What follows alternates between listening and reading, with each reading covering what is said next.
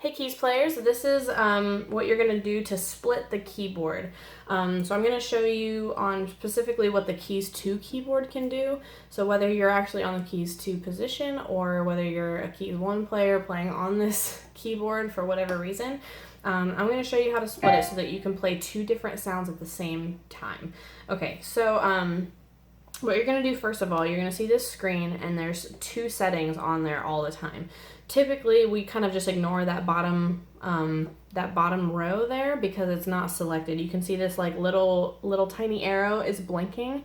That means that it's kind of selected that layer and that sound. So I'm playing, and that's just like the piano's like the default. If I were to hit this like down arrow button and selected the vintage 74, it's a different setting. So it's actually selecting which one you're wanting to use. But for this specific situation, you're going to be splitting the keyboard with those 2 settings.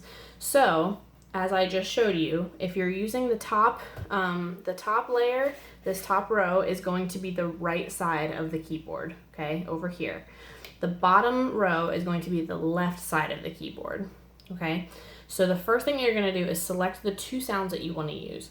So I'm going to take Alive in You by Jesus Culture as an example of what I have used this option for.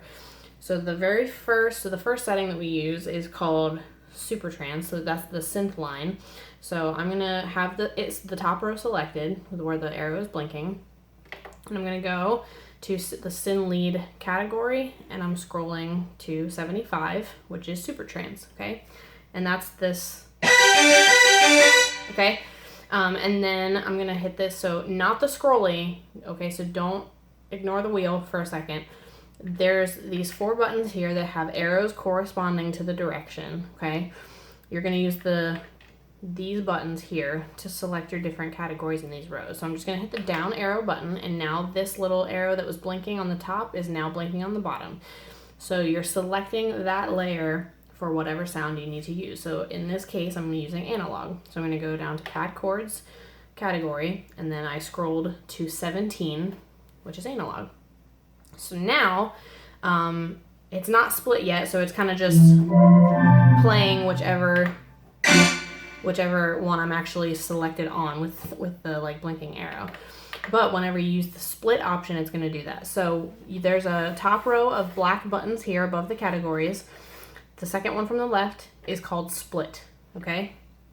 So what you're going to do, kind of like a shift button on a computer, you're going to hold split and hit the key that you want to split. So now up here is the synth sound, and down here is analog, okay? Right where I split it.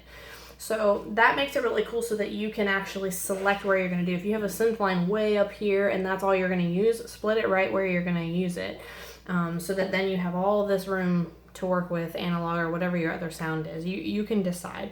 So I picked this one because this synth line specifically goes, so the lowest note is a D, so I just went down to the C to give myself a little bit of margin there.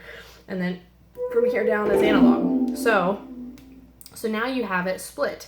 So now I have given myself the option to, you can do one of 2 things. If you're super ambitious and you're an awesome keyboard player, you can do the chord progression changes on your left hand and then do the synth line with your right hand if you want to.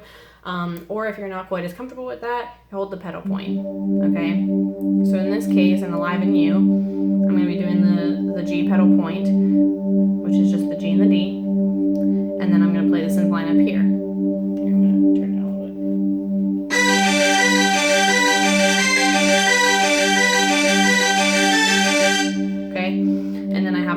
Still going. So that gives you the option to play both at the same time so that you don't have to choose and kind of switch really quickly, and it also gives you more depth in that big section of the song where that intro is playing.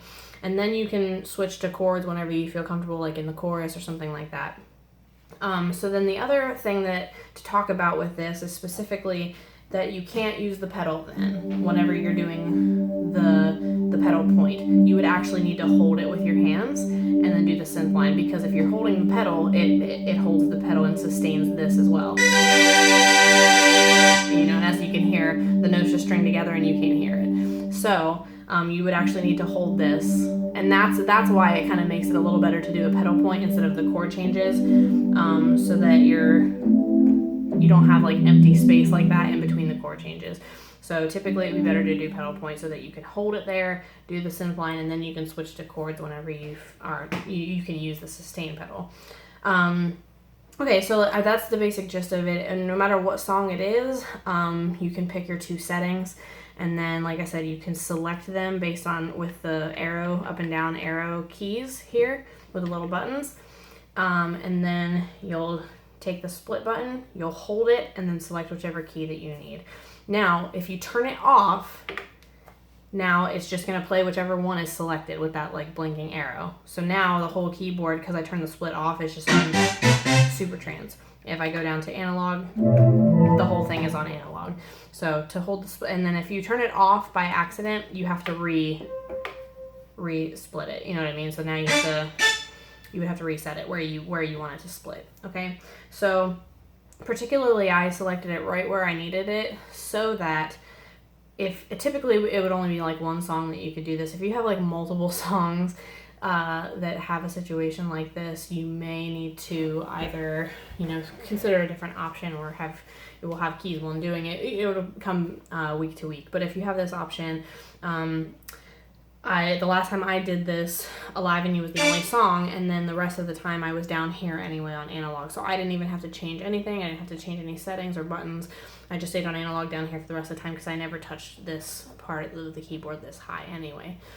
Okay, so if you have any questions about this kind of stuff, if you have any questions on what the pedal point for that particular song is, because you don't know what key it is or anything, please ask Ella, our keyboard coach.